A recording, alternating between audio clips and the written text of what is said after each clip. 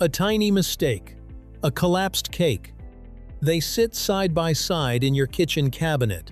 Two small white powders, nearly identical at first glance.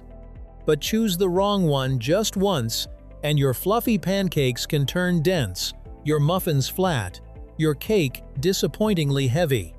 How can something so small carry so much power? The answer lies not in the oven but in chemistry. Let's get into it right here on Secrets of Simple Things.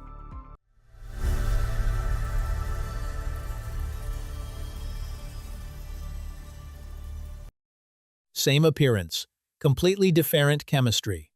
At its core, baking soda is sodium bicarbonate, a single, well-defined chemical compound with a stable crystalline structure. It belongs to a family of bicarbonates, known for their buffering capacity, meaning they can help moderate pH levels in a solution. This property explains why baking soda appears not only in cooking, but also in pharmaceuticals, fire extinguishers, and various industrial applications.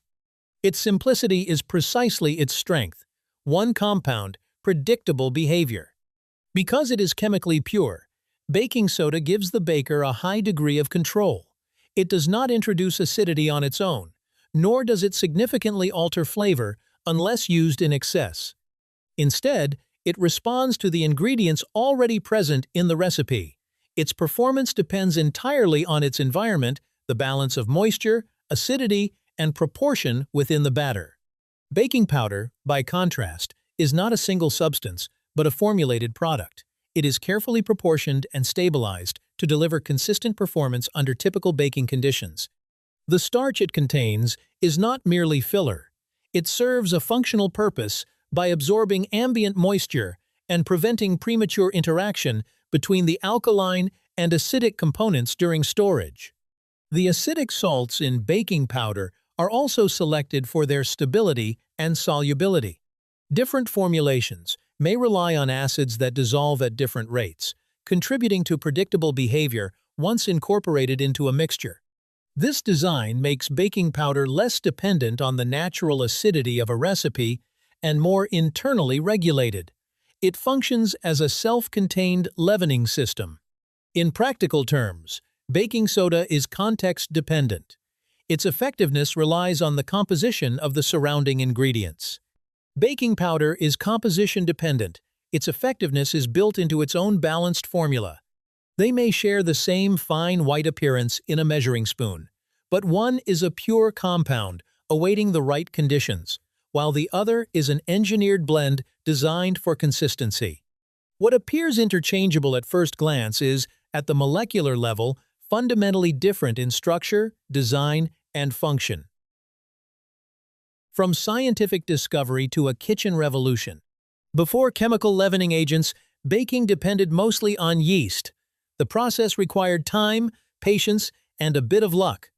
That changed in the 19th century.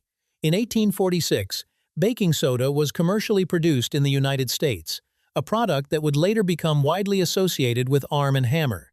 Soon after, chemist Eben Norton Horsford developed one of the first practical forms of baking powder, combining both acid and base into a stable, ready-to-use product. This innovation transformed home baking. No more waiting hours for fermentation, no more uncertainty about rise, just a predictable chemical reaction, available on demand. Science had quietly entered the kitchen and it never left. Carbon dioxide, the invisible architect of fluffiness. When carbon dioxide forms, it does not create lift by itself. The bubbles can only help a cake rise if something is strong enough to hold them. Inside the batter, there is an invisible framework. Most often, it is built from gluten, the proteins in flour that develop when mixed with water. In lighter, more delicate batters, structure also comes from eggs gently coagulating and starches thickening as heat increases. If this framework is too weak, the bubbles merge, grow too large, and eventually burst, letting the gas escape. If it is too tight or too dense, the bubbles cannot expand fully, and the final texture becomes heavy. Leavening agents do not build this structure. They simply create gas. It is the structure already present that determines whether that gas stays or disappears.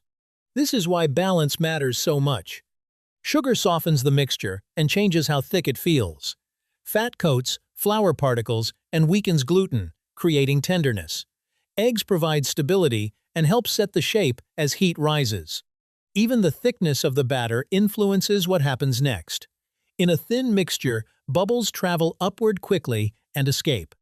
In a thicker batter, they remain suspended just long enough for the heat to firm everything into place. What looks like a simple rise in the oven is actually a delicate negotiation, air expanding, structure strengthening, and time holding them together. That quiet balance is what turns liquid batter into something light, airy, and alive. They're the same, aren't they? Not quite. A common myth is that baking soda and baking powder are interchangeable. They are not. At a glance, they look identical fine, white powders stored in nearly identical containers. But in practice, substituting one for the other without careful adjustment can quietly unravel a recipe. If you replace baking powder with baking soda and do not introduce an appropriate acidic ingredient, the reaction simply will not occur as intended. The batter may spread instead of rise. The crumb may turn dense. What seems like a small swap becomes a structural failure. On the other hand, using too much baking soda in an attempt to force lift can backfire. Excess soda does not just disappear. Unreacted alkaline residue can leave behind a bitter or slightly metallic aftertaste. It may also affect browning, causing the surface to darken faster than expected. Replacing baking soda with baking powder is not a perfect solution either. Because baking powder already contains its own acids, the flavor balance of the recipe can subtly shift. In delicate cakes, this may introduce a faint tang or alter the tenderness of the crumb. The structure may still rise, but not with the same character. These differences highlight an important truth. Leavening is not only about height, it is about flavor, texture, color, and balance. There has also been discussion around certain aluminum-based acid salts used in some baking powders. These compounds help control the timing of the reaction, especially in double-acting formulas. Food safety authorities in multiple countries consider them safe when used within approved limits. Still, consumer awareness and preference have influenced the market.